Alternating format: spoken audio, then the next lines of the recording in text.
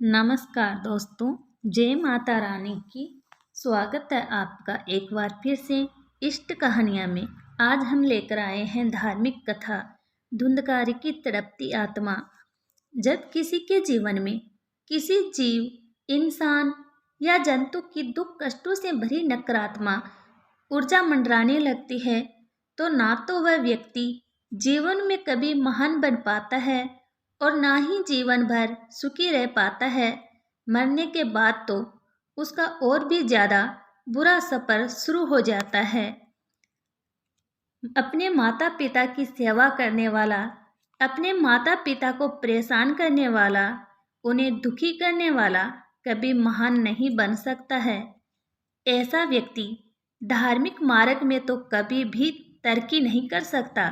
श्रीमद् भागवत के अनुसार गोकर्ण जब काफी लंबी तपस्या के बाद घर आए तो उन्होंने देखा कि उनका घर तो सुनसान पड़ा है, एकदम वीरानी छाई हुई है। उन्होंने जब भीतर प्रवेश किया तो एकदम खाली था। उनका घर किसी प्रकार से रात रुकने की व्यवस्था की। रात को बहुत डरावनी आवाजें उन्हें आने लगी, जैसे अचानक कोई जंगली सूअर उनके कमरे के अंदर भागा आ रहा हो। फिर उल्लू व बिल्ली के रोने की आवाजें आने लगी। गोकर्ण समझ गए कि ये क्या है। ये कड़कती आवाज में बोले, कौन हो तुम, क्या बात है। गोकर्ण की कड़कती आवाज सुनकर अचानक रोने की आवाज आने लगी। कोई दिखाई नहीं दे रहा था, बस आवाजें ही आ रही थी। तभी वो रोती हुई मनुष्य की आवाज बोली, भाई मैं धुंधकारी हूँ, मैं आपका भाई धुंधकारी। मैं बहुत कष्ट में हूँ, मैं बहुत परेशान हूँ। मुझे भूख लगती है, मैं कुछ खा नहीं सकता हूँ। प्यास लगती है तो कुछ भी मैं पी नहीं पाता हूँ। हालांकि मेरा शरीर नहीं है, किंतु मुझे ऐसा ही लगता रहता है जैसे मैं जल रहा हूँ। हवा के थपेड़ों से मैं कभी इधर होता हूँ तो कभी उधर। मैं एक स्थान पर टिक भी नहीं पाता हूँ। मेरे भाई, मैं बहुत कष्ट में हूँ, मैं एक प्रेत बन गया हूँ। गोकर्ण जी कहते हैं, धुंधकारी तुम प्रेत कैसे हो सकते हो? तुम्हारा तो गया त्रेत में पिंड दान किया है मैंने। धुंधकारी, मैंने पिताजी को इतना परेशान किया कि वे सह नहीं पाए और मेरी वजह से जंगलों में चले गए। उनके जाने के बाद मैं श्राद्ध के लिए मीट इत्यादि खाने के लिए माँ से पैसे लेता था। माँ जब मना करती थी तो मैं माँ को मारता था। माँ मेरे अत्याचारों से, मेरे खराब व्यवहारों से इतना दुखी हुई कि उसने कुएं में छलांग लगाकर आत्महत्या कर ली।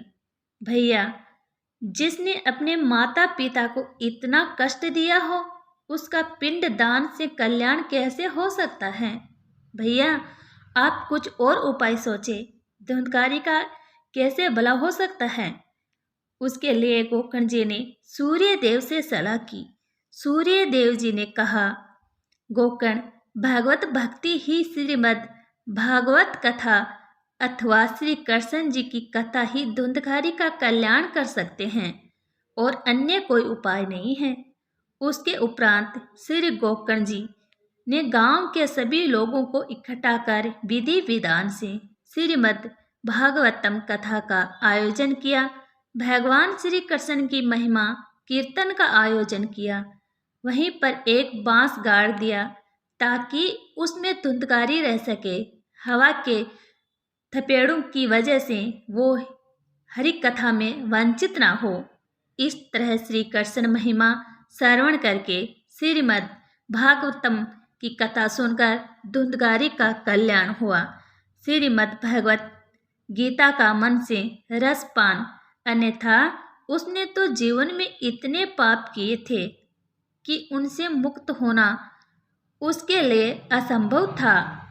क्योंकि जिन माता पिता ने हमें जन्म दिया, जिन माता पिता ने इतने कष्टों के साथ हमें पाला पोसा, पढ़ाया लिखाया, बड़ा किया, जिन माता पिता ने हमारे सुख के लिए अपने सुखों को छोड़ दिया, उन माता पिता की अगर कोई सेवा न करे, उन माता पिता को कोई कष्ट दे अथवा परेशान करे तो भगवान कैसे सहन करेंगे? स्वयं विचार करें। हर माता पिता को अपनी औलाद से यही उम्मीद रहती है कि वो उनके बुढ़ापे का सहारा बनेंगे, हमारे बाद उनके वंश को आगे बढ़ाएंगे, पूर्वजों की धरोहर हमारे दिए हुए संस्कारों और परंपराओं को पीढ़ी दर पीढ़ी समेट कर रखेंगे। लेकिन बहुत से बच्चे गलत संगत में पड़कर अपने संस्कारों, मर्यादा, क्रियाकलापों को ताव पर रखकर ऐसे कर्म कांड करने लगते हैं जिससे माता पिता बहुत दुखी होते हैं। सेवा करना तो दूर की बात है, बात भी नहीं सुनते और बदजुबानी भी करते हैं। तो सोच लो ऐसे लोगों के साथ क्या होता है। आपके पास अब भी वक्त है अपनी गलतियां का पश्चाताप करने के लिए। अपनी गलतियों को सुधारो, माता पिता की सेवा में खुद को पूर्ण समर्पित कर दो।